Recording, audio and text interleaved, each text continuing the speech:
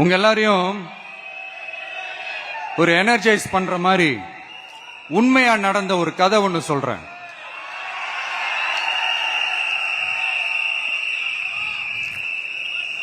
சொந்த நாட்டையே ஒரு கூட்டம் அபகரிக்குது.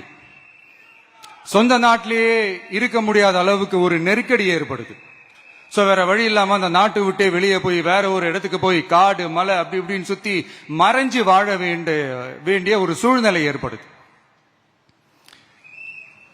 என்னடா இப்படியே ஓடிக்கிட்டு இருக்குமேன்னு சொல்லிட்டு தன்னோட நட்பு சக்திங்க கிட்ட பேசி ஒரு பெரும் படையை திரட்டிக்கிட்டு அதிரடியா ஒரு போரை நடத்தி அந்த நாட்டையே திருப்ப மீட்டு எடுத்தது யார் தெரியுமா?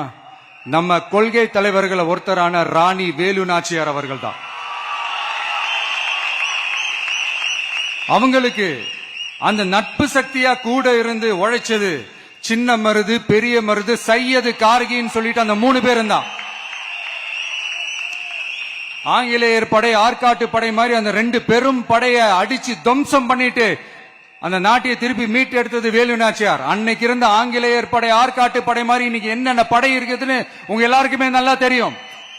அதனால அந்த 2 படை மட்டும் இல்ல, இன்னும் எத்தனை படை வந்தாலும் எதிர்த்து நின்று ஃபேஸ் பண்றதுக்கு ஒரு நல்ல தலைமையும் இத்தனை சக்திகள் என் கூட இருக்கும் போது, இத்தனை சின்ன மருது, இத்தனை பெரிய மருது, இத்தனை சையது, கார்கிகள் என் கூட இருக்கும் போது நம்ம நாட்டை நம்மளால மீட்டெடுக்க முடியாதா?